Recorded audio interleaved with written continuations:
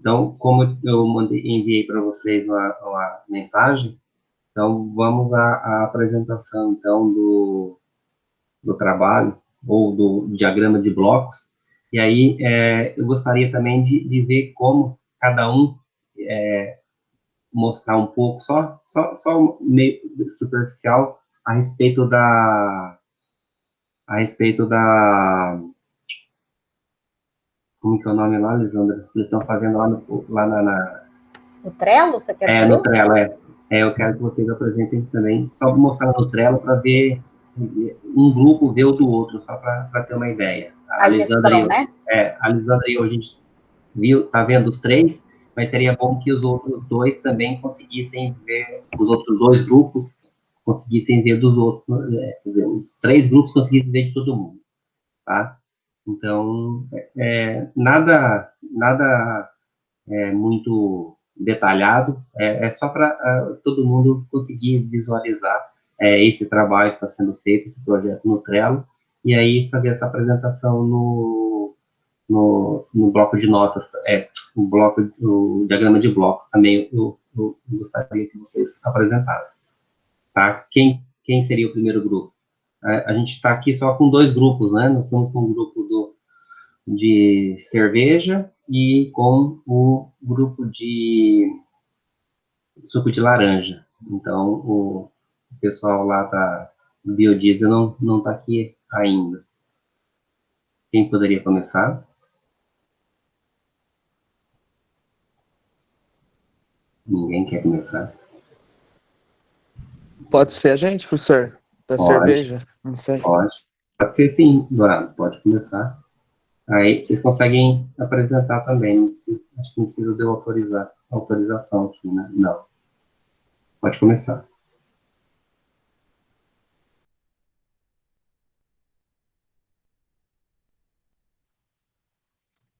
Oi, você vai fazer a apresentação? Henry? Peraí, deixa eu pegar o arquivo aqui. Ah, tá. Tá dando para me ouvir? Sim, estamos te ouvindo bem, Gabi. Os três, perfeitamente. Sim. O meu tá bom também? Tá. Também. Tá.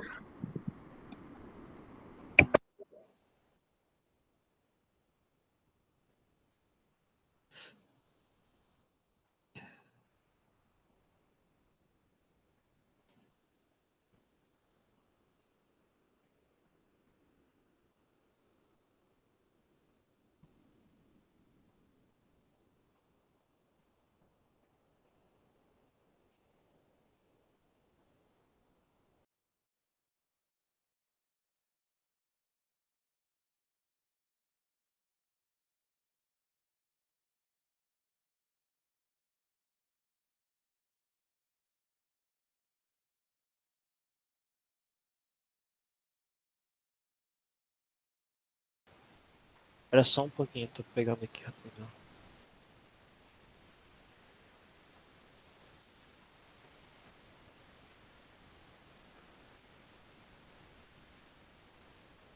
Gente, alguém tem o, o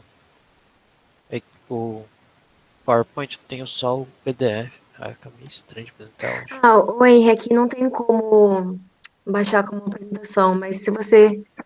Vê se você consegue abrir esse link aqui, ó. Bota no modo apresentação. Acho que dá. É Do PDF mesmo. do Canvas, né? Peraí.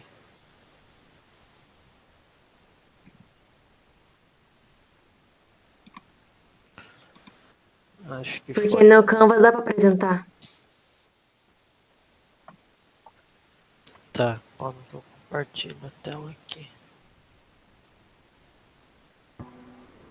Tem do ladinho aí, apresentar agora. Você viu, Henry? Aham.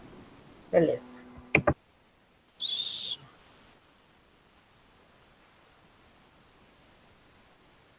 Só, peraí, deixa eu entender aqui como que funciona o negócio. Ai, meu Deus. Você clica em apresentar agora, daí vai falar a tela inteira. Você pode... Eu coloquei a pode tela por inteira cima. e tem uns negócios aqui, deixa eu ver. Tem uma de opção. Não é isso Tem? mesmo. É isso mesmo. Aí você não vai ver mais nada, você só vai ver sua apresentação. Eu não sei se foi. Tá aqui. Foi. Tá aí. Tá, vocês vão falando pra passar. Esse. Aí tá. Posso começar? Pode. Por nós, você pode. Bom, boa tarde.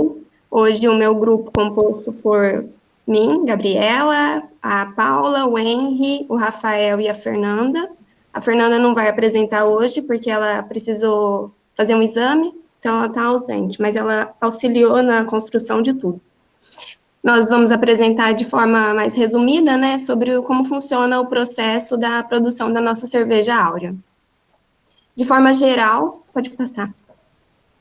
Vai no diagrama, fazendo favor.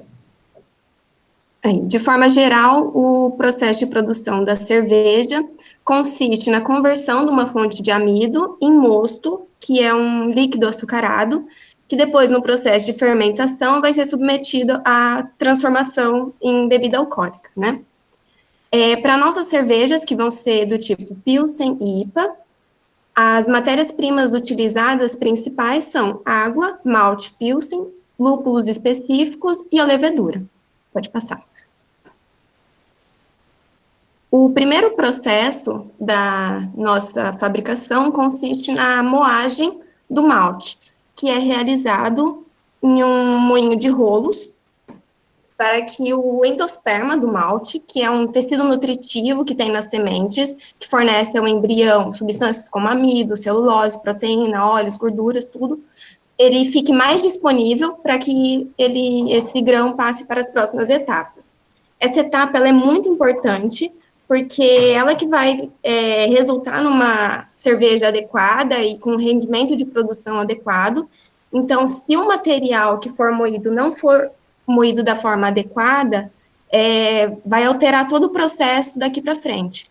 Então, se as partículas forem muito pequenas, vai ter dificuldade de filtração, e se as partículas forem muito grandes, vai ter dificuldade na quebra do amido em açúcares fermentáveis. Pode passar, fazendo favor. A próxima etapa é a mosturação. A mosturação, o esmalte ele é levado para um tanque de mostura e nele se adiciona uma água potável em temperaturas elevadas para que ocorra o processo de hidrólise. Esse processo de hidrólise é a transformação do amido em moléculas de açúcares menores, para que depois, no processo de fermentação, ocorra a metabolização em álcool e dióxido de carbono. É aqui, nesse processo de mosturação, essa imagem representa um mosto que a gente fez, quando a gente fez o processo de cerveja na faculdade, a gente tirou essa foto. Na mosturação é quando se forma o mosto inicial da nossa cerveja. Para que ocorra essa hidrólise da forma adequada, são necessárias rampas de temperatura durante o processo. O que são essas rampas de temperatura? São intervalos de tempo e de temperatura que se mantém esse mosto até que as funções das enzimas que tem ali contidas, né, nele, atinjam a sua temperatura ótima, para que ocorra a sua função adequada, né, no processo de hidrólise. Então, esse processo, ele consiste em várias temperaturas controladas. Pode passar, acho que é a próxima. Então, agora a próxima etapa é a de lavagem e filtração. Ela é feita no equipamento chamado Lauter. Nele existem essas placas perfuradas, e é onde você consegue fazer a separação da fase sólida, que seria o bagaço, e a fase líquida, que é o mosto. E esse equipamento também tem esse sistema de mistura da torta para evitar entupimentos. Depois que é feita a separação das duas fases, é feita também a lavagem desse mosto, que aí você consegue lavar essa parte sólida, que ficou com um resto do mosto, né? E essa água que você adiciona também serve para completar o volume de água que foi perdido durante o aquecimento. Pode passar aí.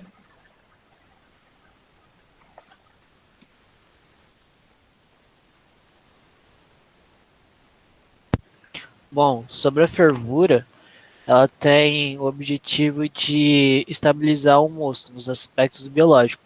Ela deve ser feita em temperatura próximas a 80 graus durante 1 hora com o lúpulo, que daí se inativa para realizar a inativação das amilase e protease. E também ela serve para eliminar alguns odores que não é desejado na cerveja. Quando você ferve, você acaba tirando esses odores indesejáveis. No final da fervura, é feito o whirlpool, que é responsável pela formação de um turbo, coagulação do resto de lúpulo e proteína, subprodutos retirados por decantação, que é tipo fazer um vortex no tanque para formar um negócio embaixo. Bom, então, vocês estão conseguindo me ouvir? Sim, Rafael, pode falar. Tá.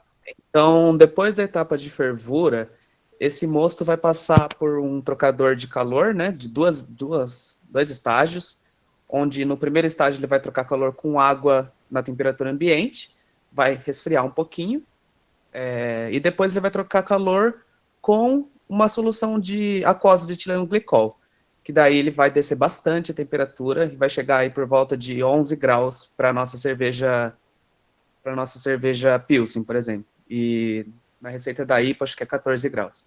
Daí, atingiu essa temperatura mais baixa, ele entra, então, ele é adicionado no tanque de fermentação, que é onde acontece, como a Gabriela disse, a etapa principal, né, que é a conversão dos açúcares fermentáveis em álcool e gás carbônico. Essa reação, então, é uma reação bioquímica, que vai ser promovida pelas leveduras, que são fungos, né, microscópicos, e então ela é adicionada, quando você vai startar a indústria, você adiciona em fase de pó, daí ela forma, depois de 7 dias, assim, ela vai se multiplicando, essa levedura, e vai formando o que a gente chama de lama.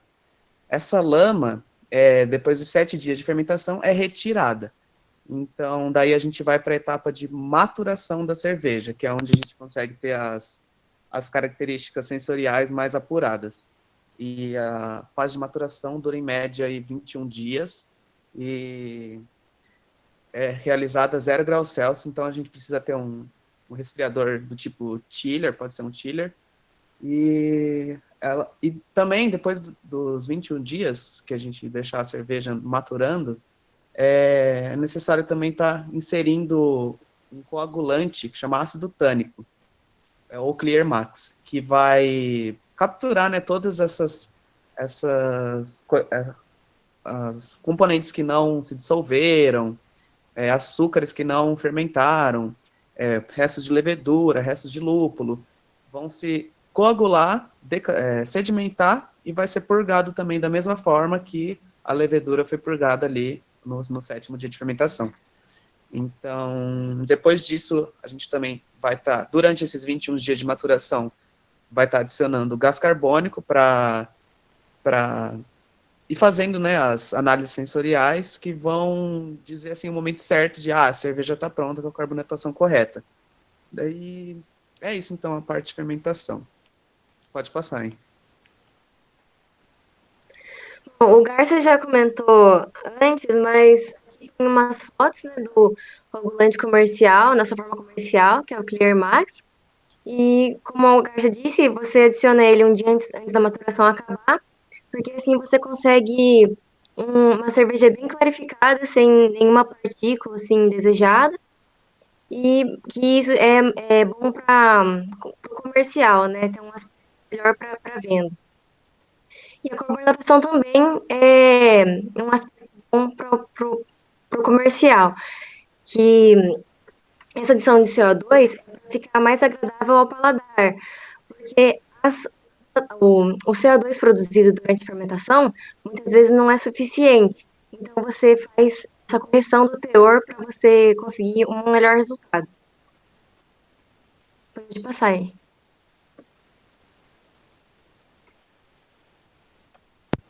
Bom, falando agora dos processos final, que seria o invase e a pasteurização, depois que a cerveja está pronta, ela pode ser envasada. Depois que é envasada, ela é pasteurizada para manter a vida útil dela maior. E o que seria o processo de pasteurização? Seria realizar um aquecimento na cerveja para eliminação de micro-organismos presentes dentro da cerveja. Essa, essa elevação de temperatura ocorre entre cerca de 60 e 65 graus. E existe vários tipos de pasteurizador. O que a gente escolheu para utilizar seria o pasteurizador de tubo, que as garrafas elas vão passando por dentro do equipamento através de uma esteira. Essa esteira pode ser controlada para definir o tempo, tipo um tempo maior ou um tempo menor. Ainda que dá para pasteurizar outros tipos de produtos nesse equipamento, só modificando a velocidade da esteira e as temperaturas de pasteurização.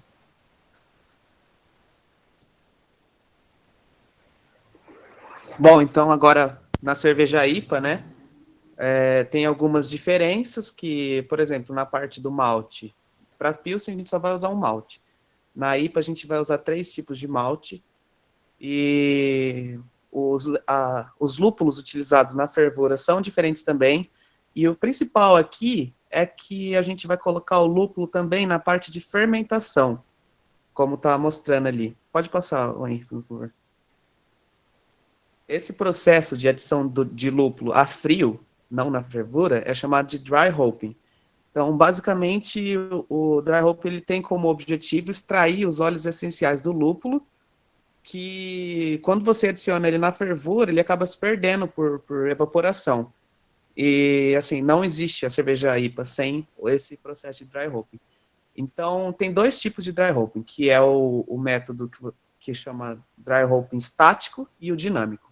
O estático é o que a gente vai fazer na cerveja áurea, que é no projeto da cerveja áurea, que é basicamente inserir o lúpulo, são 2 variedades no caso, no tanque de fermentação, esperar aí por volta de 4 dias e retirar ele por sedimentação também. E o segundo processo de dry hopping é o dry hopping dinâmico, que a gente não vai fazer, mas só explicando por cima, basicamente você coloca o lúpulo numa coluna, com vários estágios assim, e faz a cerveja, depois de pronta, passar por essa coluna e extrair, um processo de extração de todos esses óleos essenciais do lúpulo. Mas é o processo, sim, que daí precisa de um equipamento que chama filtro de terra de alta massa. E a gente escolheu por fazer o dry hopping estático mesmo. Pode passar. Então, essas foram as nossas referências que a gente utilizou. E a gente está aberto a perguntas. Se ficou alguma dúvida, vocês podem estar falando.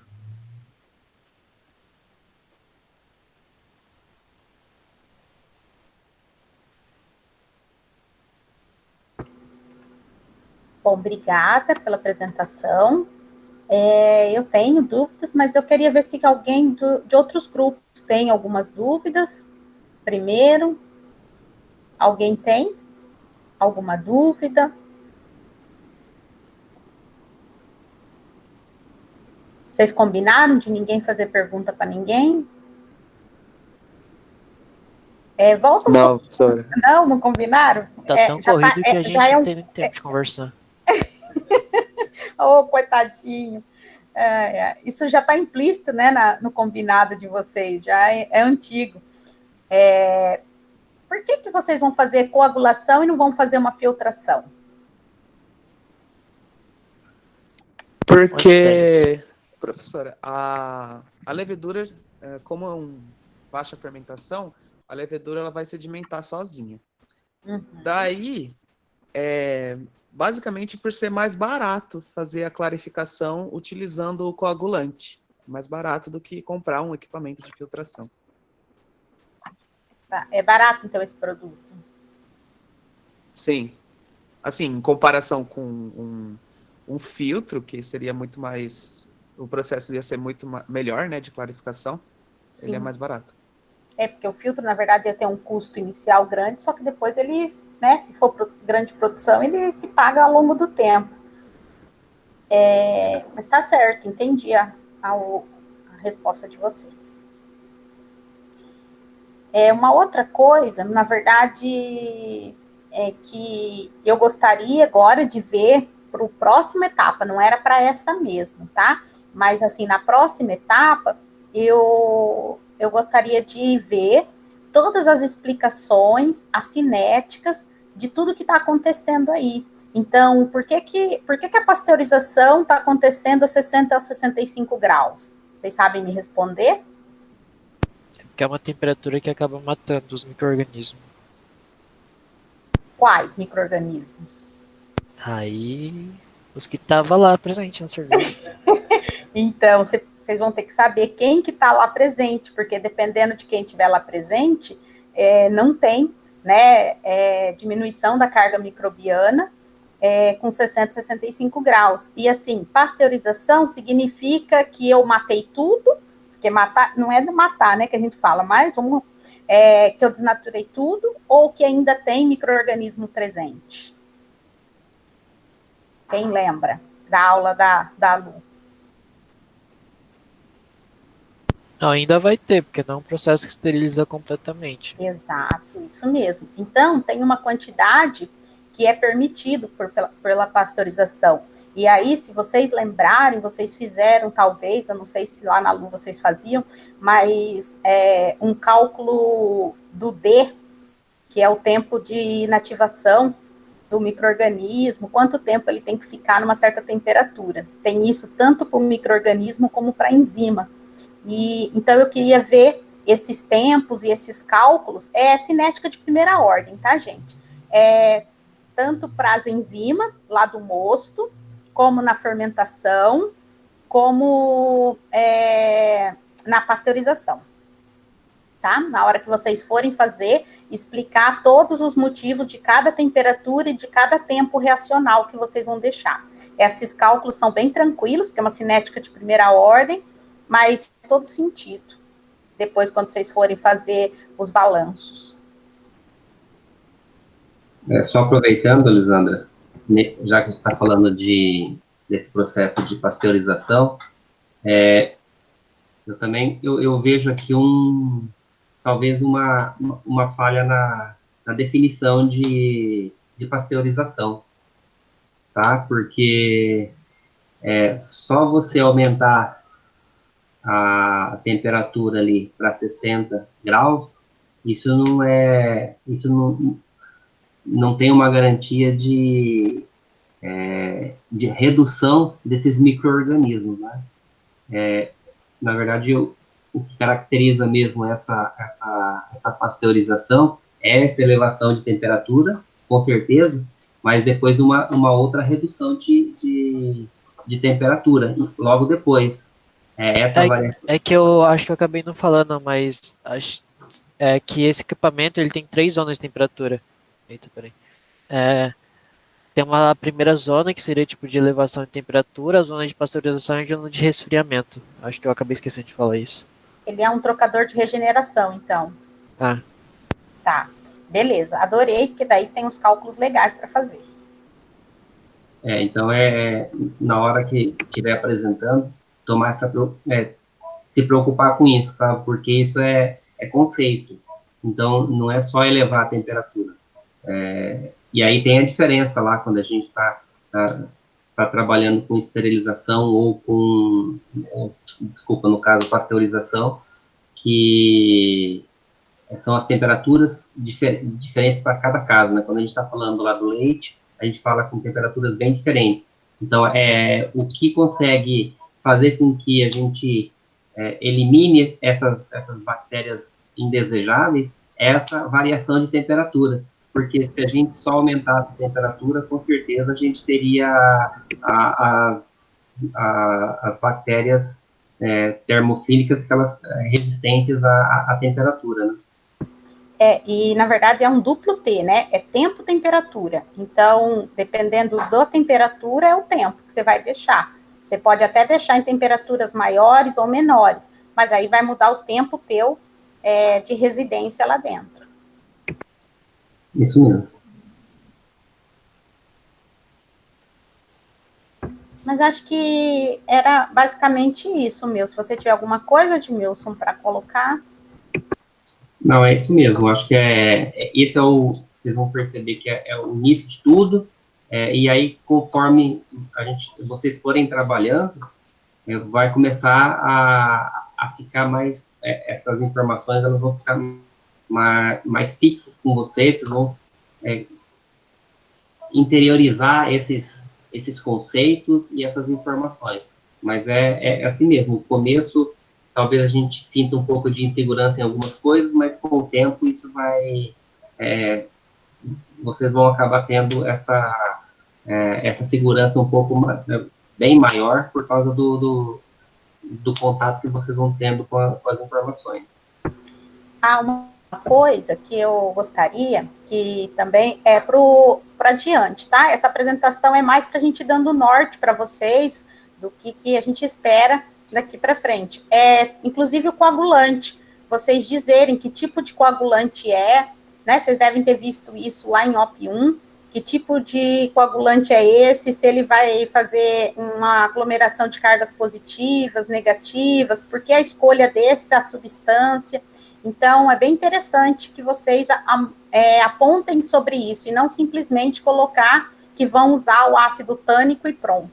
Então, o que vocês esperam? Que substâncias essas, elas são eletrófilas, elas são catiônicas, o que elas são, por que vocês vão usar esse tipo de coagulante? Não só isso, mas como todos, né? É bom ter todas as informações de todos a matéria que vocês vão estar utilizando. Então, vocês estão utilizando, que lúpulo que vocês vão estar utilizando, como que vocês vão adquirir esse lúpulo, a mesma coisa com todas as matérias-primas que tiverem no processo. Professor, essa parte a gente tem num arquivo, que eu acho que que o professor Lucas pediu, já está pronta, já, com todos os lúpulos que a gente vai usar, todos os tipos de malte, quantidade, tempo de cada processo, temperatura, que a gente já fez também o balanço de massa e energia, então, falta mais falar do coagulante, então. Tranquilo, então, sem problema. Mas aí conforme vocês vão apresentando, essas informações elas vão aparecendo. Realmente, esse não é o momento mesmo dela aparecer, mas futuramente, com certeza, essas informações elas vão aparecendo no projeto de vocês, de acordo com aquele cronograma que vocês estão seguindo. Eu só não tinha falado ainda. A receita a gente pegou com o meu supervisor de estágio lá da fábrica. Ele fez as 2 receitas para a gente, e daí a gente já referenciou, pôs o agradecimento e tal. Isso, eu só quero, Dourado, que vocês pensem um pouco nessa receita dele, né, a respeito de proporção, como que ele fez, sabe, não peguem isso pronto e boa, ele fez uma coisa bem legal para vocês, que agora vocês já sabem como é o certo, mas que vocês pensem nessa proporção, pensem qual é a diferença e façam uma análise disso no texto, para que num futuro, né, claro que com mais capacitação a respeito de cervejaria e tal, mas vocês consigam entender qual que é o princípio de produção da cerveja, inclusive da relação matéria-prima, tá? Mas não tem problema usar o dele, eu só quero uma análise mais, assim, mais criteriosa do que simplesmente pegar a receita de bolo pronta. Mas uma outra coisa que você falou que é bem importante, apesar do trabalho ser bastante, mas os trabalhos eles vão casando entre a disciplina do Lucas e essa. É bem natural que isso aconteça. Tem coisa que a gente vai pedir primeiro e depois o Lucas vai pedir lá. Tem coisa que o Lucas, pelo jeito, ele já está mais adiantado, ele vai pedir lá e depois você vai usar aqui. O trabalho é grande, mas vocês usam nas 2 disciplinas. Isso é natural acontecer. Vai acontecer mesmo muitas vezes. E é para acontecer. Se não acontecer, é porque tem algo de estranho.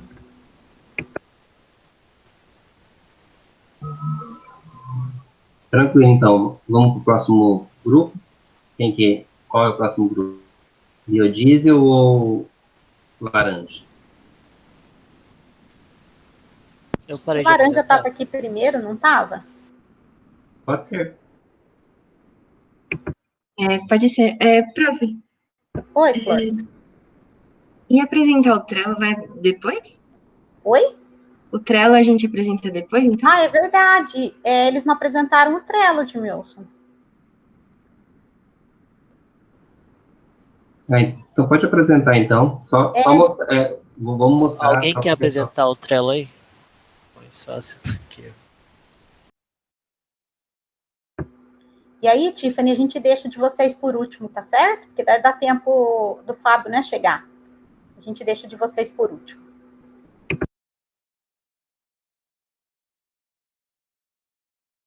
Eu vou mostrar aqui, peraí.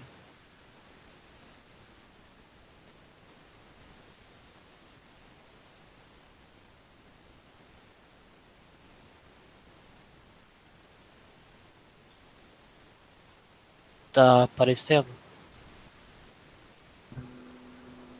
Tá começando. Isso. Tá aparecendo. Tem alguém quer ir falando aí? Ai, Gabi, Paulo. É que nesse Trello a gente juntou um pouco da disciplina de projetos e da do Lucas, né? Aí. Não tem problema, Paula, pode apresentar assim mesmo. Esse é o objetivo mesmo, igual a Lisandra comentou. Não tem problema ser o mesmo para as duas disciplinas. Tá? Tranquilo. Aí a gente colocou, se eu não me engano, o preto era do Lucas. E um pouquinho pra cima aí, não tô enxergando. Não tem nada, eu tô no máximo aqui. Ah, tá. E o. Opa! E enquanto a gente vai fazendo, né, a gente coloca no andamento. Aí, às vezes, é que agora a gente não coloca, mas a gente destina, cada pessoa fica com um tópico que acha melhor. E depois a gente vai colocando no concluído, para ter uma noção se a gente está atrasado ou qual fase mais crítica, qual que é o prazo que vai terminar antes. A gente também tem uma apresentação poucas e faltam umas coisinhas ainda, mas pelo Trello a gente consegue ver qual parte que tá mais crítica ou a parte que tá mais adiantada. Paula. Também tem as reuniões. Desculpa, desculpa te interromper. E as cores? Explica pra gente como que vocês estão usando essas cores.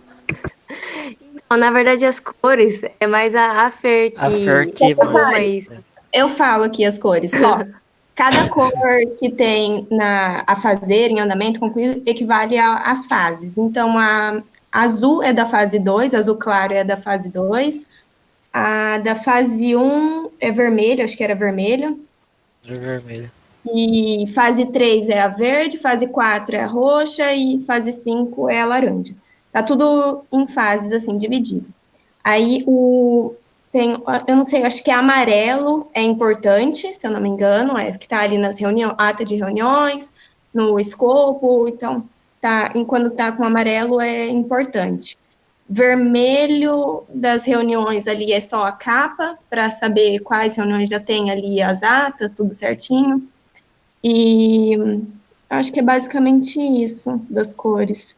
E o preto é do equivalente às fases do Lucas, né? Acho que é. Eu acho que é isso. E tem algum... Até agora vocês fizeram 3 reuniões? Assim... A gente faz basicamente todo dia, mas a gente não é sempre que a gente coloca. Todo dia meio que a gente entra pra fazer alguma coisa, mas aí, tipo, as reuniões mais importantes de decisões mesmo são aquelas. Outras é só pra conversar, tipo, alguém viu isso? Alguém fez isso aqui? Precisa de ajuda? Tipo, coisa 10, 15 minutos. Aí não...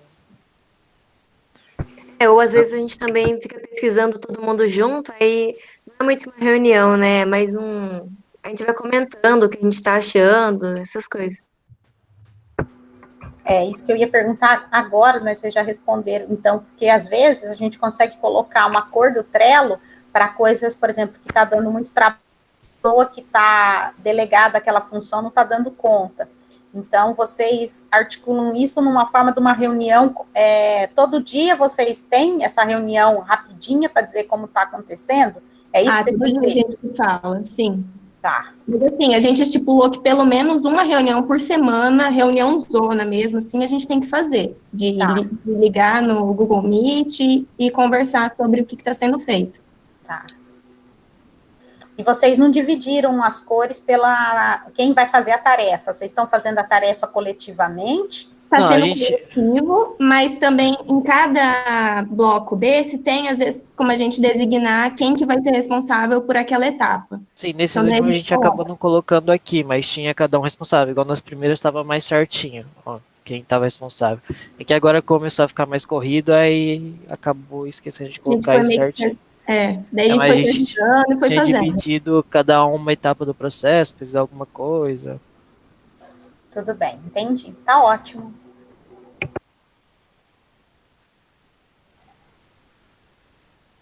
Mais alguma coisa, professora? É isso mesmo. Não, era mais para todo mundo olhar o jeito do outro, às vezes ter alguma ideia, sabe? O que está fazendo, é mais nesse sentido, não é um sentido de corrigir aquilo, não foi essa a proposta. Aquilo ali, o Trello, quem tava organizando bem era a Fer. Ela, tipo, deixou as cores certinho, definiu as cores, negocinho lá, bonitinho. Tá certo. Não, mas todo mundo tem que saber mais ou menos Não, o que sim, cor é sim, aquilo, sim. né? Porque senão daí não dá, não Ela funciona. definiu Não, inicialmente aí assim, aí isso, faltou pra professora. gente. Pode falar, Paula. Eu não sei se esqueceu de comentar também, mas a Gabi tinha feito a divisão meio que os cargos de cada um, né? E aí a Fer também era meio responsável pelo essa administração, né? Do Trello e tal. Perfeito. Tá certo. Aí por isso que mais ela que entende, assim. Não tem problema uma pessoa ser responsável por lá. O que tem que acontecer é igual a Gabi falou. Todo mundo, né, tem que saber o que tá lá, porque senão daí fica mais difícil a dinâmica do trabalho. Mas delegar para uma pessoa é até melhor, porque daí fica sempre daquele padrão. Tá certo? Mas é bom das reuniões, professora, que a gente sempre está sabendo o que o outro está fazendo, o que cada um está ótimo. fazendo. Quando a gente vai pesquisar alguma coisa, meio que entra todo mundo na chamada e vai, nem fica todo mundo quieto, vai falando, eu achei isso daqui, tá certo? Todo mundo dúvida nisso. E Coisa vocês têm mais achado que tem dificultado vocês estarem à distância ou tem funcionado bem essas reuniões para trabalho? Eu acho que tem Ah, e dificultado, na minha opinião. Se tivesse Porque- presente, era um pouco melhor. Porque, tipo, é mais difícil de achar material na internet, tipo, você não tem um professor de fácil acesso para perguntar se precisa de alguma coisa, e também, às vezes, a internet não trava. Eu não gosto muito, não. Acho que tá um pouquinho mais complicado. Tanto que, tipo, todo dia a gente tem que fazer alguma coisa de domingo a domingo, sem parar, e quando vê tem mais, parece que, tipo, a gente não para de fazer as coisas, parece que não acaba. E, tipo, tem umas coisas que é mais difícil de achar, é complicado tirar dúvida mais online, assim.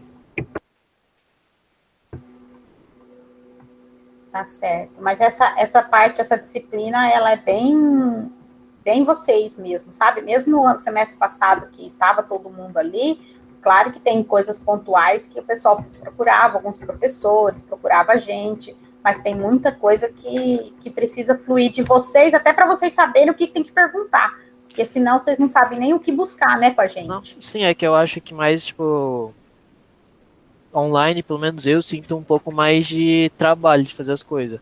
E aí, como tá remoto, é um pouco mais difícil de conversar entre o grupo e tal. Tá. E, tipo, não, também, parece, na minha opinião, parece que deu uma aumentada, tipo, de quantidade de coisa que teria que fazer se fosse presencialmente esse semestre, sabe? Em algumas matérias. Aí acaba ficando bem corrido. E online eu acho que Projetos, fica um pouco né? complicado. Projetos tá a mesma coisa, garanto a você, viu? Pode perguntar pro pessoal do semestre passado. Não, sim.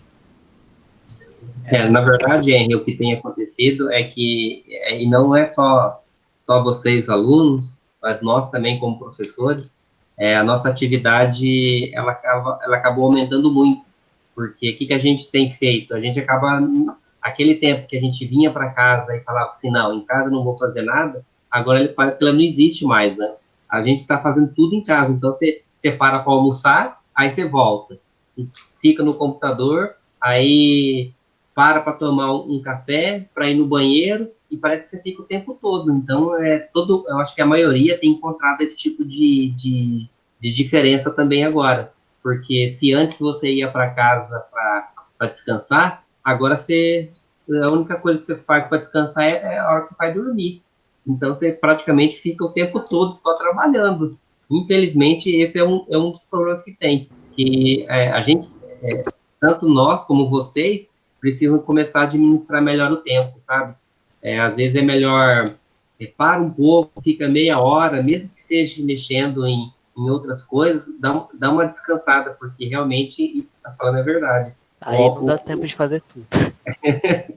Mas realmente aumenta demais o trabalho, sabe?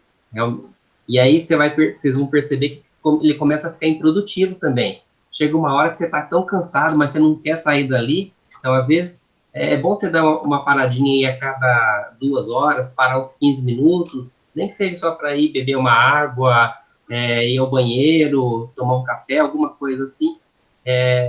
Parece que você volta a dar uma reabilitação. Então, é um novo momento que a gente está passando, que a gente tem que aprender a trabalhar com isso. E não é só vocês, não, tá? Todo mundo tá tendo essa dificuldade. Dificuldade não, esse novo trabalho a mais. Hashtag tamo junto. A gente está tendo que aprender a dar aula novamente também, igual vocês aprender a aula. Mas tá tudo certo. Vamos para o próximo, então? Vamos. Podem apresentar, então, o próximo grupo de suco de laranja. Boa noite, todo mundo. Dá para me ouvir, né? Estamos te ouvindo. Perfeitamente. Eu vou compartilhar a tela. A gente não fez uma apresentação, porque a gente achou que era para mostrar o diagrama de blocos e comentar a respeito. Daí a gente não preparou um slide nem nada. Não tem problema. Pode ser assim mesmo. Então, vou compartilhar aqui.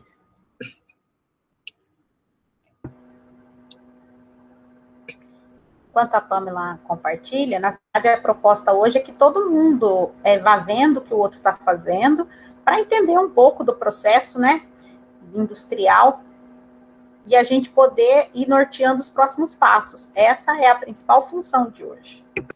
E uma outra coisa, não é uma avaliação, sabe? Isso daqui a gente não está avaliando, não é porque é uma apresentação que vocês estão sendo avaliados, não. Na verdade, não. É como se vocês estivessem lá na indústria apresentando o projeto de vocês para o chefe de vocês, é isso só. Então, a gente está nesse ponto, a gente está tendo essa dificuldade, a gente está... Então, é isso. Não tem nada de avaliação aqui, a gente só vai orientando, dessa forma. Então, eu não fui claro como que eu queria que apresentasse, então eu só falei que era para apresentar o bloco de notas, o diagrama de blocos, então, de acordo com o que cada um entendeu, não tem problema nenhum. Tá certo, então. Então a gente preparou um diagrama de blocos do processo geral, porque, no caso, a nossa indústria, ela tem 3 produtos, né? É o suco da laranja, a farinha, do bagaço, da polpa, tudo que sobra ali de massa, e o óleo. Então, ia ficar um fluxograma bem grande. Na verdade, a gente fez o fluxograma do processo todo, e ele ficou bem grande, e aí a gente resumiu no diagrama de blocos o fluxograma mais simplificado do processo. Aí aqui, a gente tem a entrada da matéria-prima, que é a laranja, né, no caso, é feita a lavagem, a secagem, e aí, então, é retirada a casca. O nosso diferencial, que a gente conseguiu determinar na última entrega, a nossa inovação seria justamente no processo. Então, a gente estava trabalhando com um extrator que ele no processo da obtenção do suco, da extração do suco, antes de ir para extrair o suco propriamente, é feita uma raspagem das laranjas e uma pulverização com água para fazer a retirada do óleo, que é o que deixa amargo o suco. Então, a nossa inovação quanto ao produto principal, que é o suco, é justamente fazer essa remoção do óleo ao máximo possível para deixar o suco mais perto do natural. Então, levar o sabor mais natural possível do suco de laranja. E aí, então, é feita nessa parte da retirada da casca, justamente isso. A fruta sem a casca, sem a presença do óleo que amarga, vai para o extrator do suco, que a gente já tinha definido como extrator mandril. É obtido o suco e ainda sobra o albedo, que é aquela parte de fora que tem a casca, mas é aquela parte branquinha, né, sem a casca verde ou laranja da laranja. E aí, em conjunto, é retirada a casca e ela vai para o extrator de óleo, que trabalha com a emulsão do óleo e água, justamente daquele processo que eu tinha comentado, a pulverização de água. E aí, a partir disso, a gente tem o óleo e ainda sobra um bagaço ali, ainda sobra uma polpa. E aí, esses dois que sobram, esses resíduos que sobram, que seriam resíduos, geralmente eles são tratados como resíduos, eles daí são encaminhados para pesagem, secagem, a trituração deles, pesagem novamente para fazer, para conferir, ter um controle de qualidade, e então se tornam farinha. No processo amplificado, a gente vai ter outros blocos aqui, entre esses, esse é realmente bem simples, mas a gente vai fazer o controle daí de alguma suplementação da farinha para ter o controle da tabela nutricional dela, e inclusive no suco para ver se ele atinge aquilo que a gente espera, né, do suco natural, fazendo uma comparação com o suco natural. Dentro aqui da parte da produção do suco, também tem outros blocos, né, a gente colocou, aliás, só para mostrar aqui, esse seria o nosso fluxograma completo.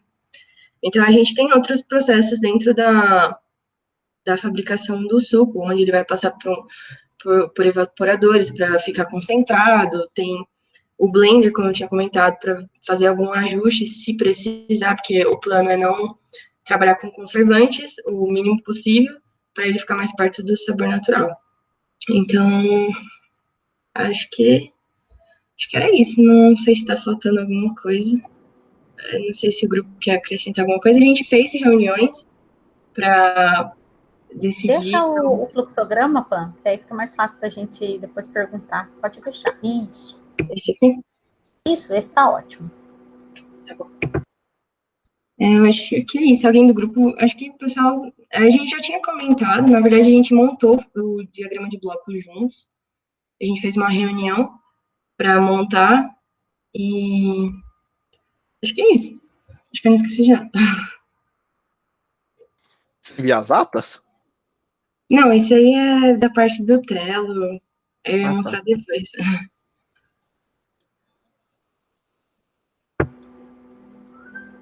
Alguém tem alguma dúvida? Eu tenho, na parte da retirada da casca, é tipo é uma operação unitária, tem equipamento, tipo, eu não imagino como que é isso. É tipo uma esteira, só que no lugar da esteira são vários rolos, são vários cilindros com microagulhas. Então a laranja vai passando e ele vai tipo tirando a casca pouco a pouco, camada a camada. Que loucura. É. Não é como se fosse uma lixa? Porque se você não pode agredir a casca da laranja de uma vez, porque para não depredar os olhos e tal, então é um processo mais suave, assim. É que esse óleo, ele é extremamente oxidativo. Ele oxida muito fácil porque ele é um terpeno. Uhum. Então, pode ser que é por isso, mas com a agulha, eu também achei que fosse mais por abrasão, mesmo ele sendo assim.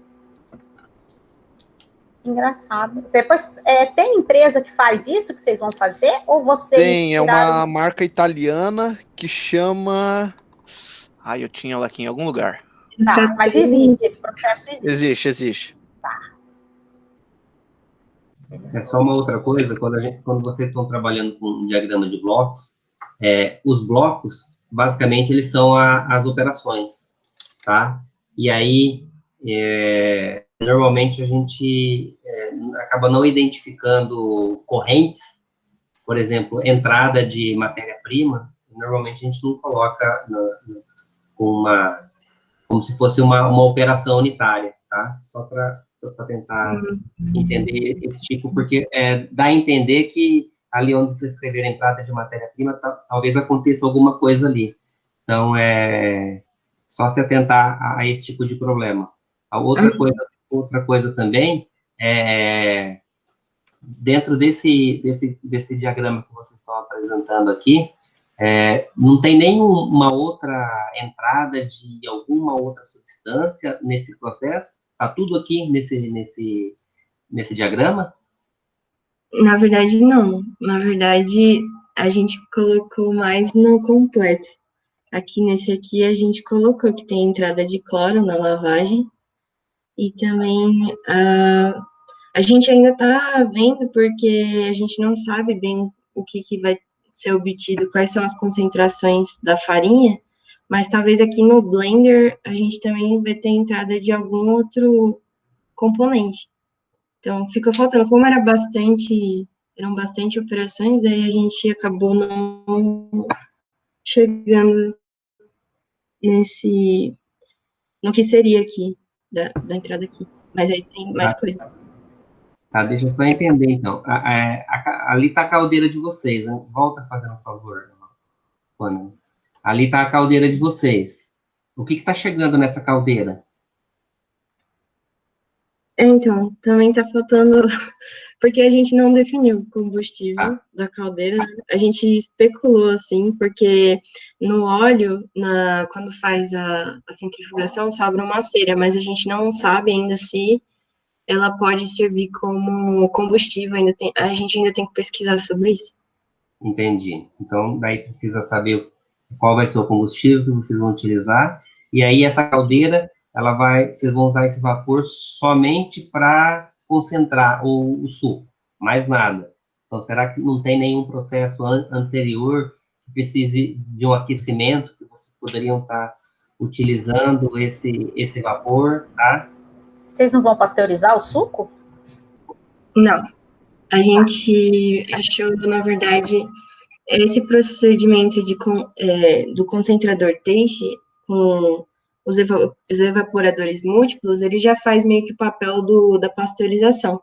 Só que aqui a gente andou lendo, né, sobre a diferença quando está pasteurizado ou não, e também tem a questão do quanto sobra de suco.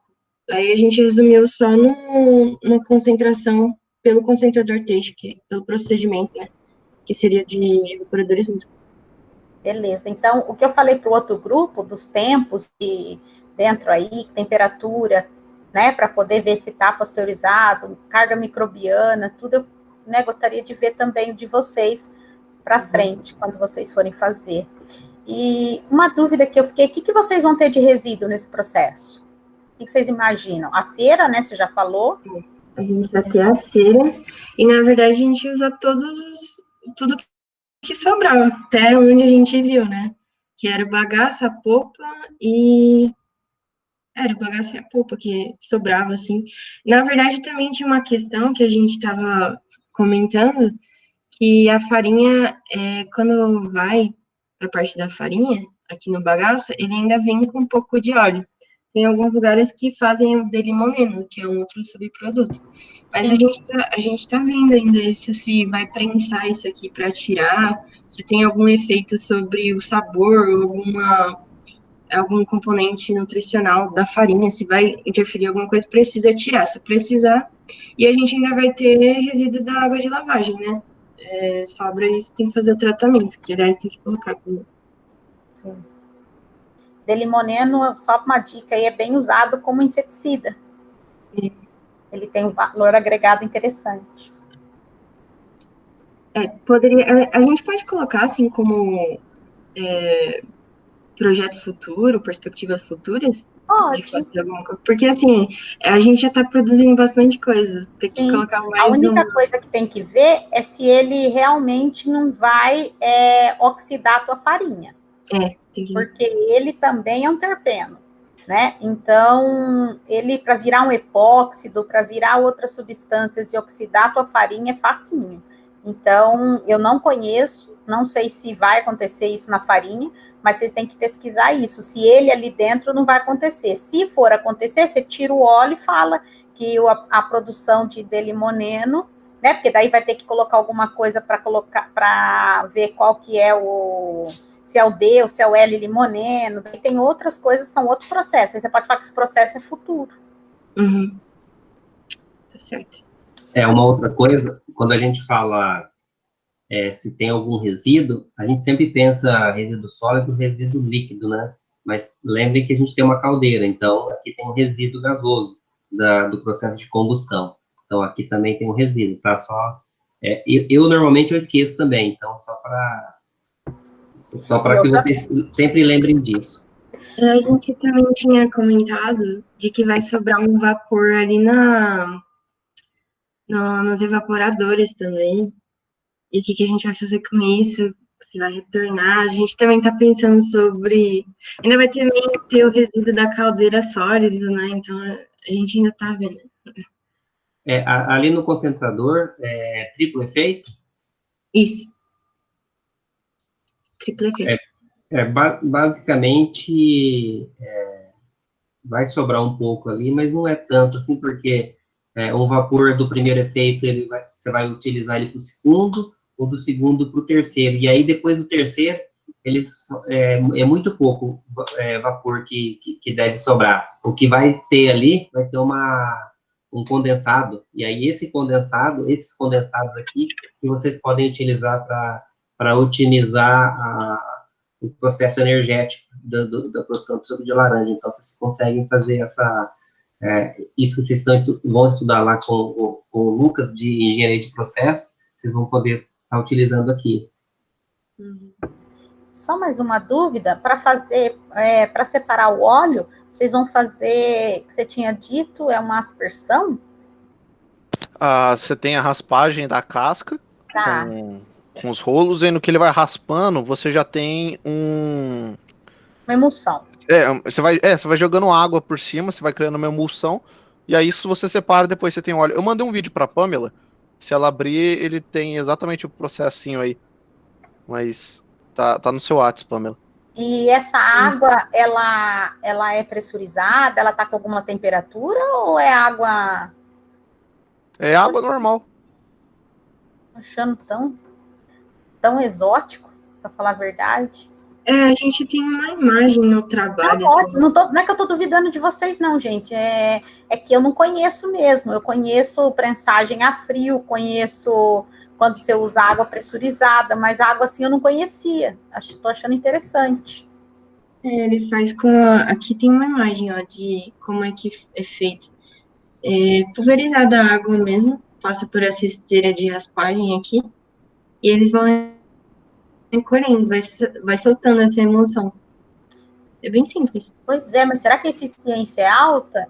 Dê uma olhada a respeito disso, porque é bem superficial, né? Então, só deem uma pesquisada de qual é a eficiência de extração desse óleo dessa forma, fazendo favor, depois vocês me contem.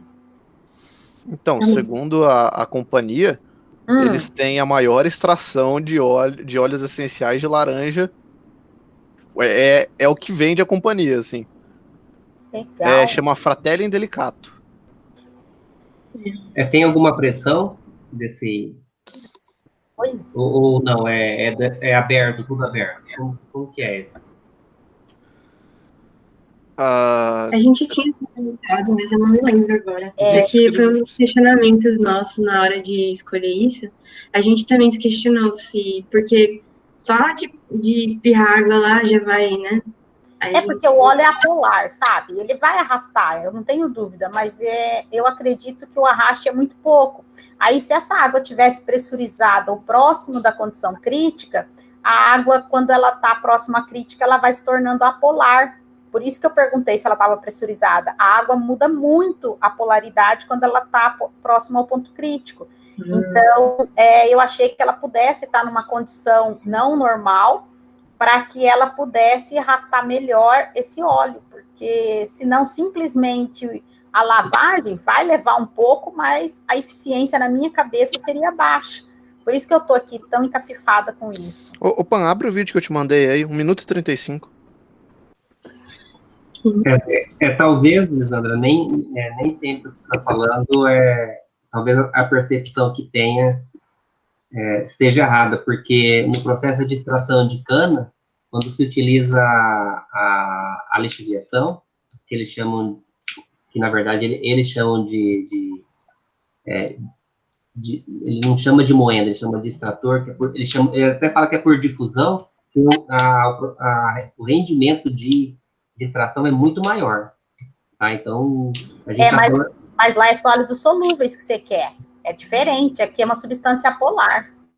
Mas é uma substância polar, mas ela é bem... talvez não precise de tanta pressão assim, né? Não, talvez não tanta, mas alguma pressão. Vamos ver aqui o vídeo, então. 1:35. Aí ele vai pular toda a introdução só. O processo começa em 1:35. Traz. Aí.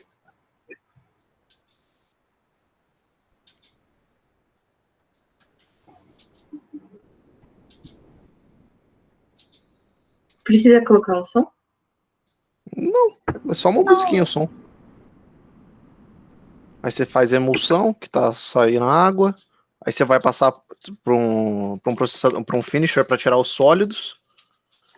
E daí vai para uma centrífuga. Ele tá ralando, gente. Ele não tá passando só água, ele tá ralando. Não, sim, você vai passando nos cilindros e vai jogando água. Então, não, mas é que eu pensei que essa agulha, lembra que eu falei não, por abrasão? É por abrasão. Não, aí ele ralou, depois ele vai fazer tipo uma prensagem a frio. Não. Entendi. Daí ficou mais tranquilo. É que se fosse realmente só aquelas agulhinhas pequenininhas, do jeito que tá na minha cabeça. Ele fica girando e aí vai passando, né? Sim. É por abrasão. Tá ótimo. Não, foi super esclarecedor, Bruno. Foi ótimo o vídeo.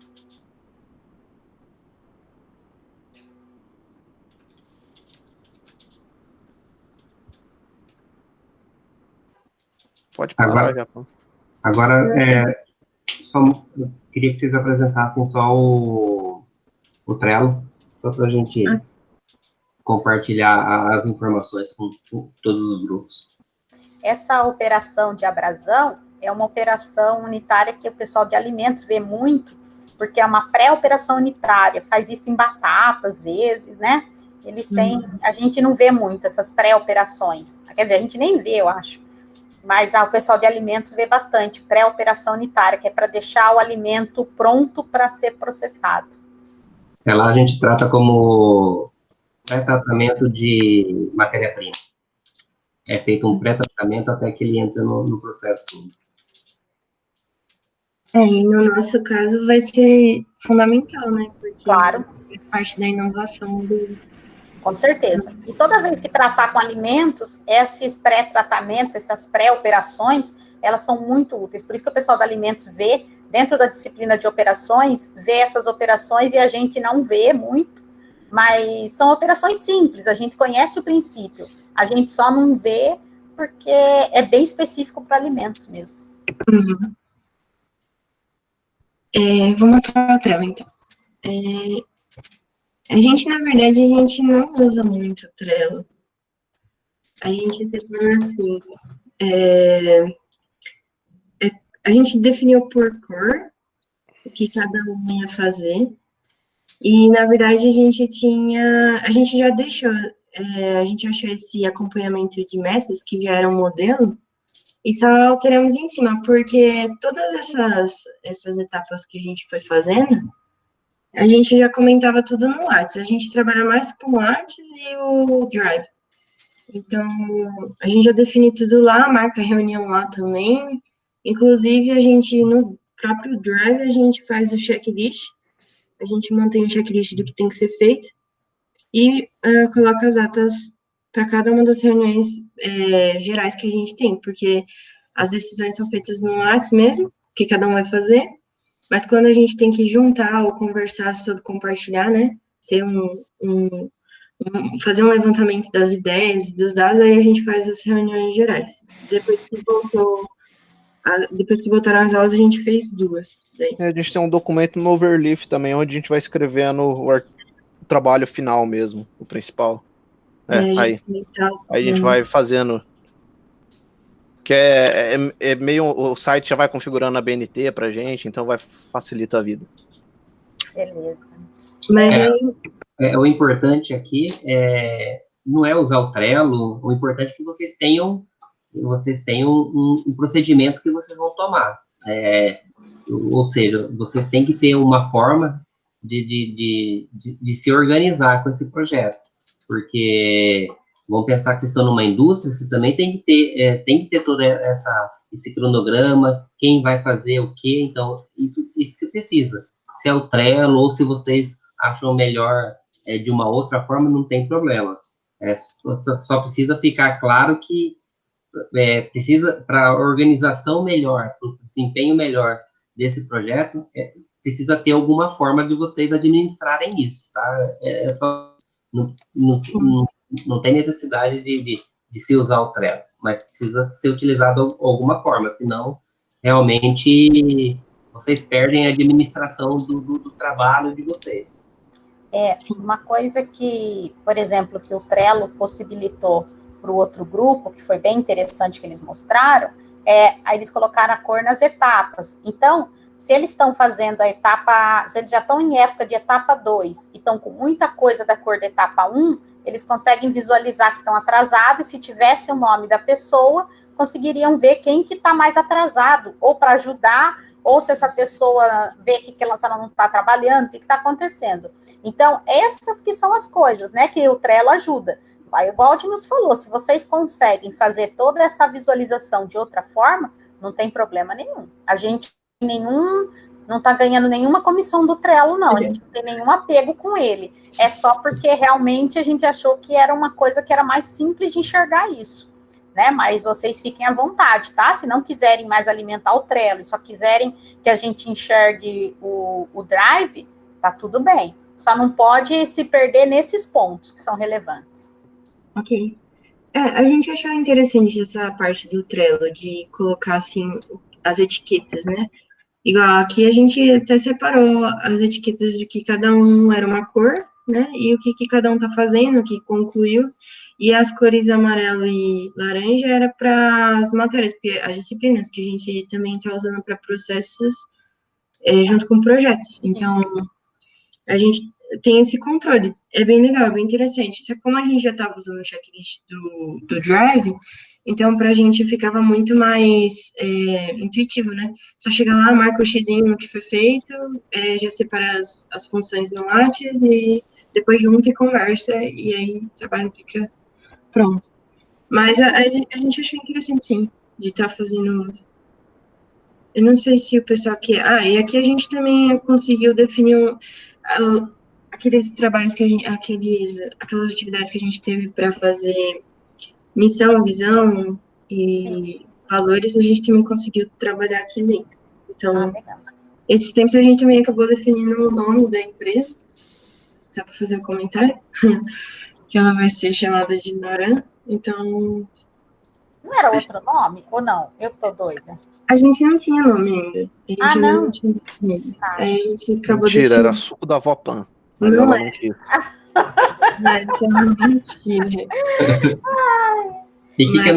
E por que Noran? Porque, assim, se você for procurar a palavra laranja em outros idiomas, a maior parte deles é sempre orange. Ou é orange, ou é orange, tem, né, daí a forma de falar de cada idioma, mas a forma de escrever quase sempre igual. Só que o único que a gente mais pesquisa, assim, e viu que era diferente, era em espanhol, que é naranja, né? Então, a gente fez uma junção entre o N do laranja e o oran, que é o começo que é o radical de todos os outros idiomas, como é escrito, não são todos, claro, né, mas a maior parte dos idiomas, e a gente ainda tem o plano de ser uma multinacional, então a gente achou que o nome ia ficar bem legal. Como Noral. Legal. Tá Ficou bom. certo. Perfeito. Então, é isso. Obrigada. Eu que agradeço, prof. Vamos pro próximo, então, de biodiesel. Ai, tá aqui.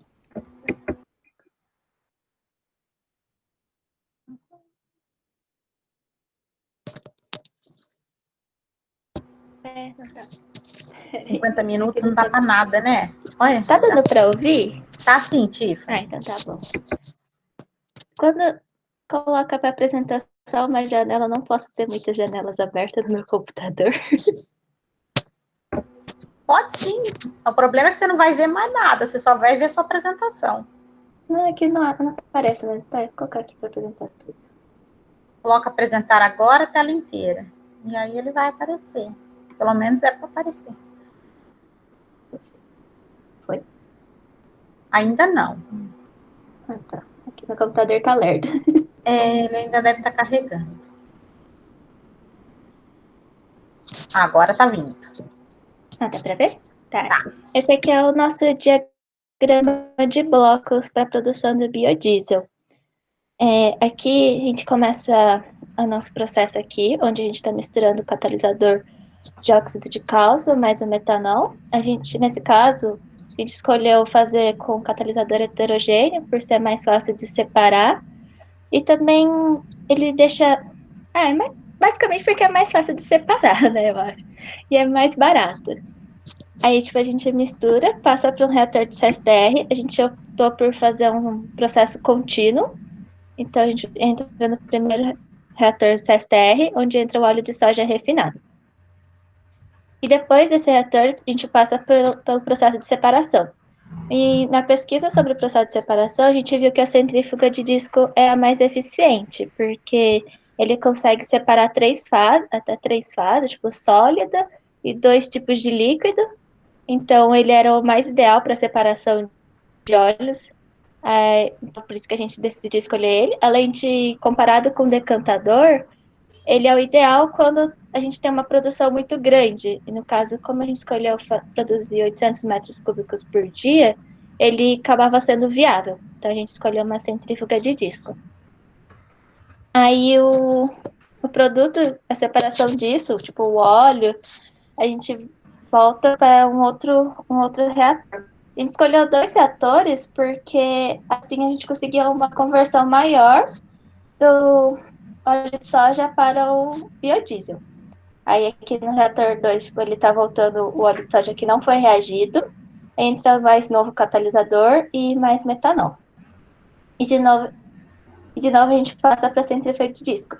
Esqueci de avisar que para fazer a separação, a gente tem que acrescentar água para fazer a lavagem do biodiesel, conseguir separar o glicerol, que é o resultado da transesterificação, do biodiesel.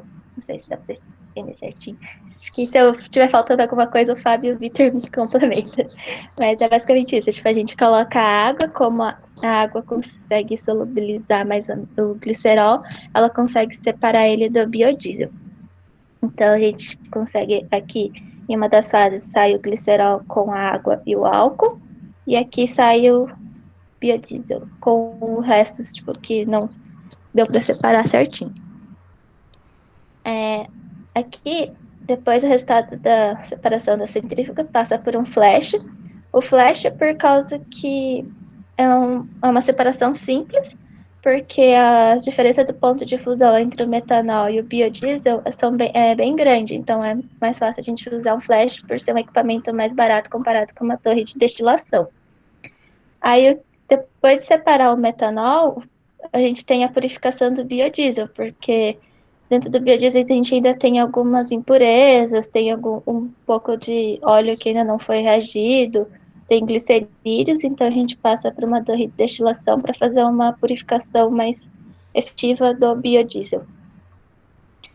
Aí a gente também viu, tem o catalisador, o catalisador que a gente separou. A gente está estudando a viabilidade de a gente regenerar ele para voltar para o processo, ou se não for viável, a gente vai transformar ele em adubo. Aí. Aí, por que o adubo? Que a gente viu que a glicerina é um dos maiores problemas da produção do biodiesel. Porque quando a gente está fazendo o processo de produção do biodiesel, 10% do que sai do produto é glicerina. E o mercado não consegue absorver toda essa glicerina. Tipo, apesar dele comprarem muito para cosmético, alimento, ainda assim ele é um produto em excesso. Então, a gente estudou alguma função do que fazer com essa glicerina e a gente encontrou que ele dá para ser usado em biodigestor, porque a glicerina ele é um bom material não sei se é a palavra, mas ele é um bom componente para ser biodegradável, isso. E o catalisador não teria problema, porque ele pode ser utilizado como fertilizante. Então, a gente optou por separar aqui no flash o glicerol do metanol e a água que tiver ainda junto da glicerina. E esse glicerol separado que a gente colocaria no biodigestor, que a gente não colocou aqui no diagrama de bloco.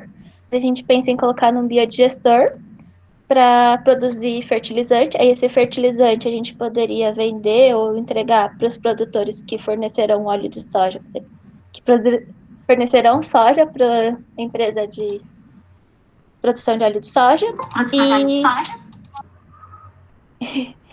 E o biogás gerado a gente poderia usar na caldeira do processo. Eu acho que é basicamente isso. Aí aqui a gente tem mais um flash só para separar o metanol da água. Aí esse metanol pode ser incorporado novamente no processo. Acho que é isso. Só tem uma coisa que eu queria acrescentar, que é da aquisição do óleo de soja, que a gente vai pegar um óleo de soja refinado, porque ele tem baixa acidez. Se a gente pegasse um óleo de soja com muita acidez, no final do processo ia ter muito sabão, por causa da reação de saponificação do ácido. Então, a gente está partindo do pressuposto que o óleo de soja que a gente vai usar, ele vai ter uma acidez bem baixa, para não ter essa formação de sabão no final do processo e ter mais um custo de separação. Só uma coisa que eu não vou aguentar não perguntar agora. Pode perguntar, professora. Por que vocês não vão fazer hidroesterificação?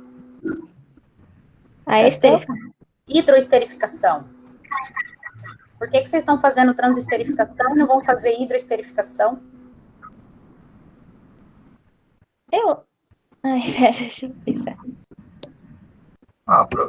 É que a maioria dos estudos, professora, que a gente acha, fala de transesterificação. E para a gente achar dado, assim, de cinética, por exemplo, acho que ficaria um pouco mais complicado. A gente tentou seguir um processo mais comum. É que a hidroesterificação eu faria a quebra dos triglicerídeos em ácidos, para depois fazer a esterificação em si. Isso, você vai fazer uma hidrólise primeiro, aí você separa a glicerina, ela sai glicerina loira, e aí depois você vai produzir o biodiesel. O processo fica muito mais simples. Na verdade é porque nós escolhemos mais esse porque dá pra gente trabalhar tanto nessa parte do projetos, quanto do projeto, o outro projeto. No projeto de vocês não fazem hidro? Vocês estão fazendo trans? A gente está fazendo esterificação e transesterificação, mas não a hidroesterificação. Não. É por questão de... E vocês trabalham só com matéria-prima com baixa acidez? Não, lá a gente usa... outra matéria-prima, ela tem acidez de cerca de 15%. 15%. Aí vocês fazem trans lá?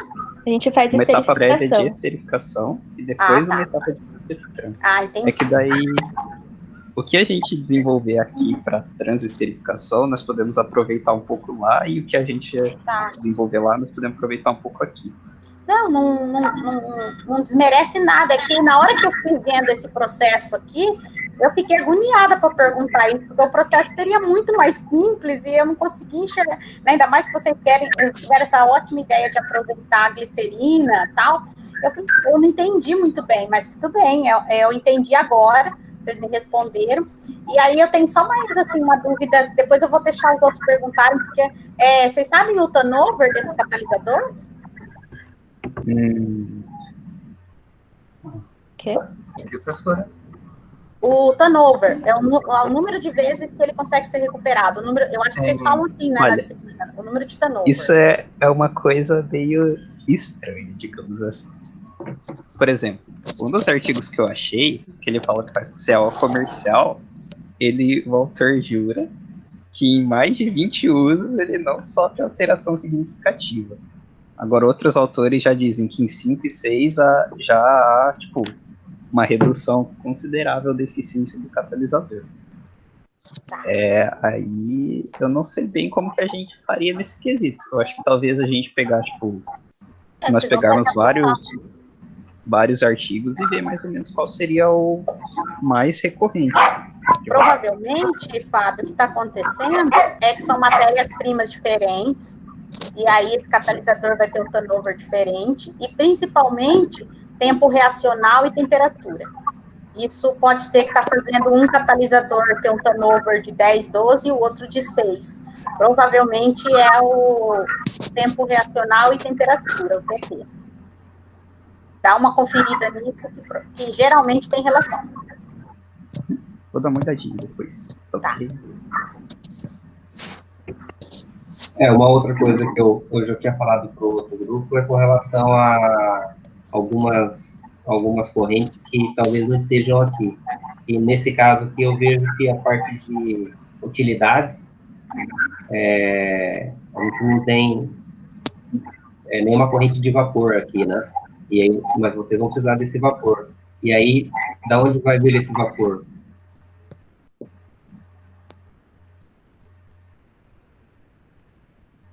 No momento não foi definido nada nesse sentido.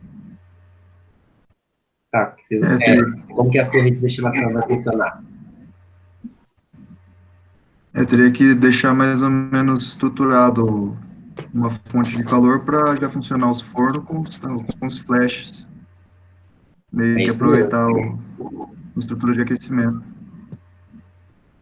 É isso mesmo, acho que precisa dar uma olhada onde vai estar essa caldeira, o combustível dessa caldeira, então não pode esquecer disso também.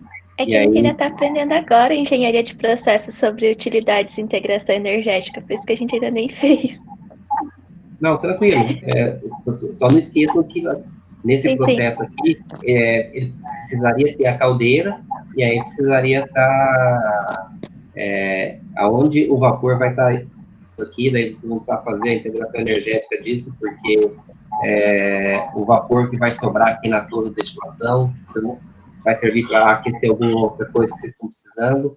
E aí uma outra coisa, ali naquele primeiro flash, você falou que eu não poderia eliminar aquele primeiro flash? Esse? Esse mesmo. Porque você está falando para mim que... eu lembro que você falou que colocar o flash aqui, que é mais barato, colocar uma torre, mas e se deixar só a outra torre? Então, na verdade, a função desse flash aqui, ele não é simplesmente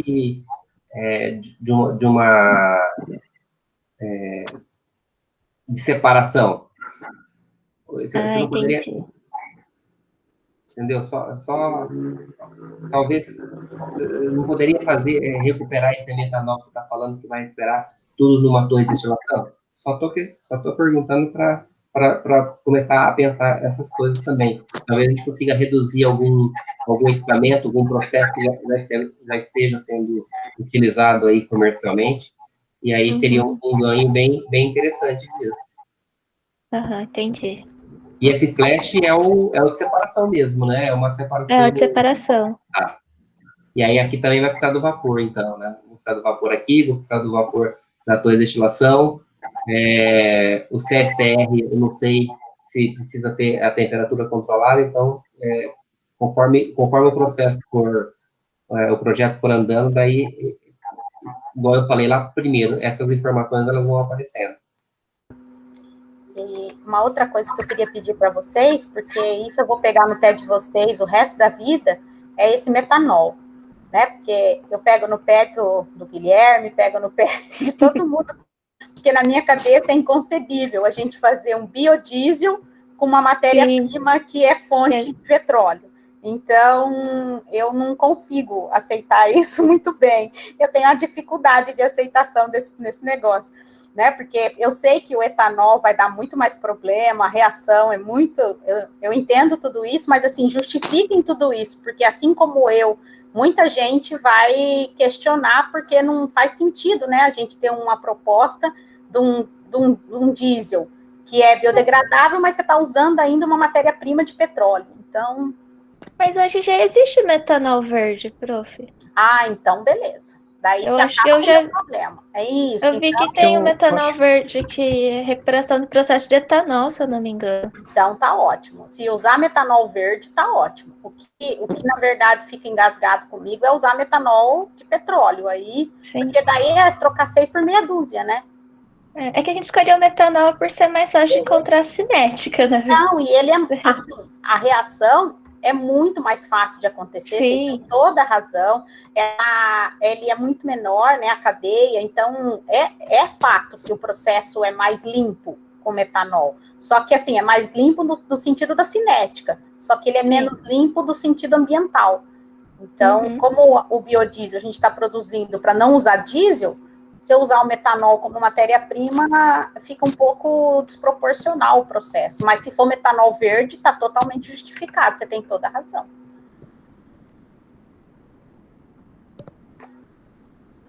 É mais alguma dúvida? Na minha, não. Alguém tinha, que eu não deixei nem ninguém perguntar, eu já fui perguntando. Alguém tinha alguma dúvida, gente?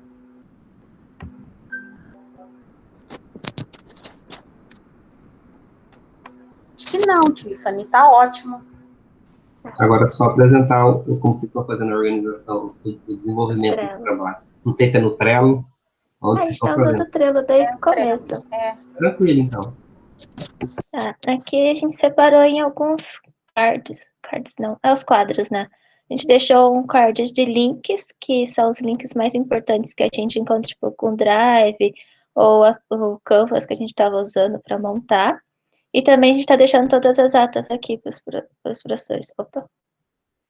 Que os anexos também, a gente está deixando todas as atas aqui com as datas. Aí, até agora, a gente teve só uma reunião, tipo, desde que voltou às aulas, mas sempre a gente está conversando no WhatsApp também para decidir. Ou, às vezes, tem alguma entrega, a gente faz uma call e já resolve junto. Aqui, por não ser tecnicamente uma reunião, a gente acaba não registrando ata. Mas aí, durante o março, a gente fez 3 reuniões também para decidir as coisas. Então, as atas estão ficando aqui na aba dos links. A gente fez um quadro de artigos, que são os artigos mais importantes que a gente encontra e acha interessante para manter até o final do projeto, por exemplo, sobre equilíbrio, catalisador. Então, a gente tem um quadro só de artigos. Aí, durante os primeiros meses que a gente estava definindo quais eram os processos, a gente tinha um quadro de ideias também. Então, qual matéria-prima, qual processo. Aí a gente escolhia colocava, tipo, em avaliação, se foi aceito ou não. A gente acabou não atualizando aqui, mas, tipo, já tem umas coisas que já foi avaliado. Por exemplo, a gente estava avaliando a ideia do misturador de hidrodinâmico para facilitar, colocar no processo. E também tem um CGI, tipo, quando a gente estava pensando em colocar um catalisador, usando casca de ovo para ser mais barata, mas no fim a gente descobriu que não era tão barato assim, daí a gente já coloca como rejeitados. Aí, quanto às atividades, a gente está usando o sistema Kanban, que é basicamente aquele to do, doing, done, né? Que é, tipo, o que tem para fazer, o que estamos fazendo e o que está pronto.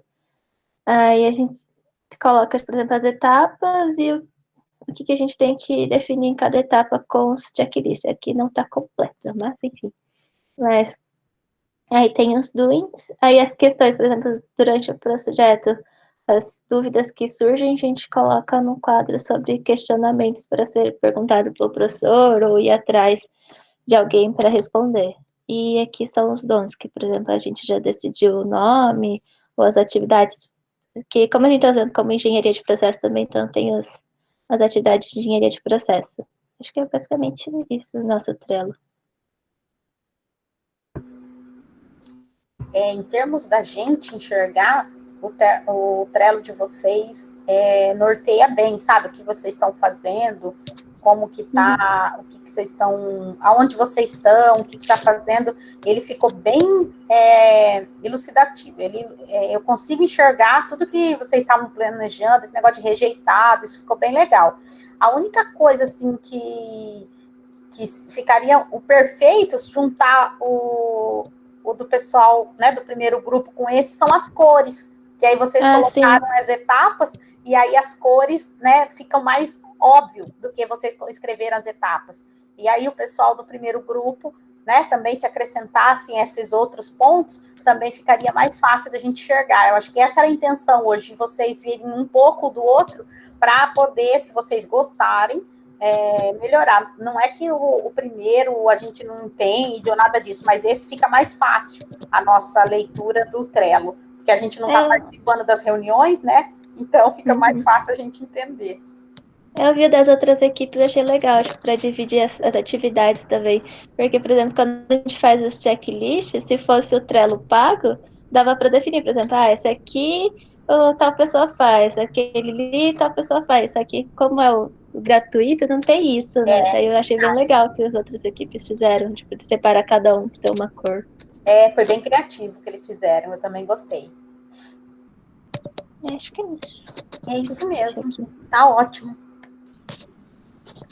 Muito bom, também gostei do trabalho de vocês. Eu acho que esse é o caminho mesmo, é o caminho que vocês estão indo. Talvez agora no começo a gente vai um pouco mais lento, mas é normal. Quando pegar o ritmo, aí vai acelerar um pouco mais.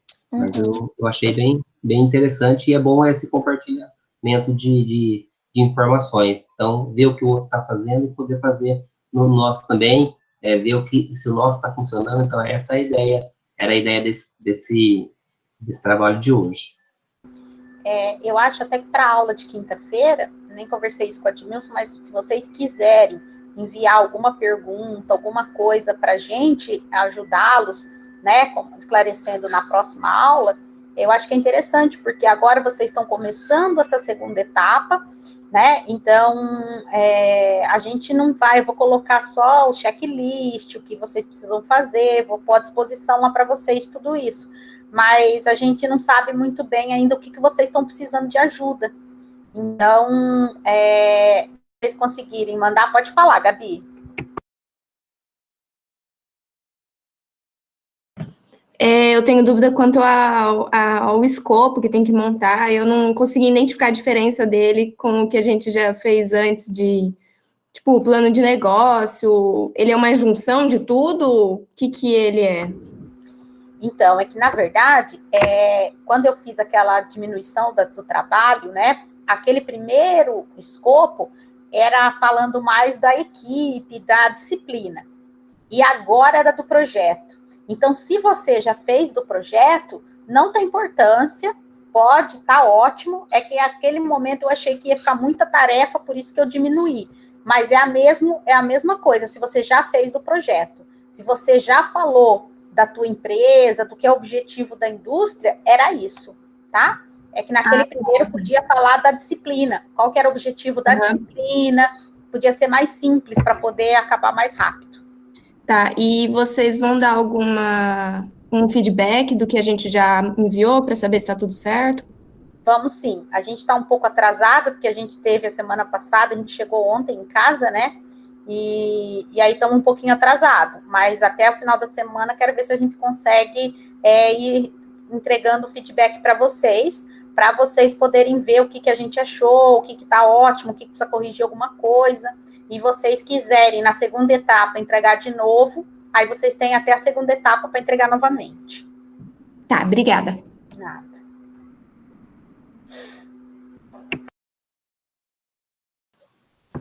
Era isso, então. Então, hoje a gente acabou extrapolando um pouco. Vocês vão ver que quando tem apresentações, realmente acaba extrapolando um pouco, porque daí a gente vai conversando, e aí esse tempo de 50 minutos ele acaba sendo insuficiente, mas é proveitoso. Eu acho que ficar 20 minutos a mais aqui para esse tipo de apresentação, eu não vejo problema nenhum. E aí a gente volta, então, na quinta-feira, a aula no horário normal, e aí a gente vai continuando o trabalho. Quer falar alguma coisa, Lisandra? Não, só que eu vou postar lá para vocês até amanhã o checklist, as coisas para a segunda etapa, e que a gente vai falar disso na aula que vem. Daí, se vocês tiverem alguma dúvida que já começaram a fazer, pode mandar antecipadamente ou na aula.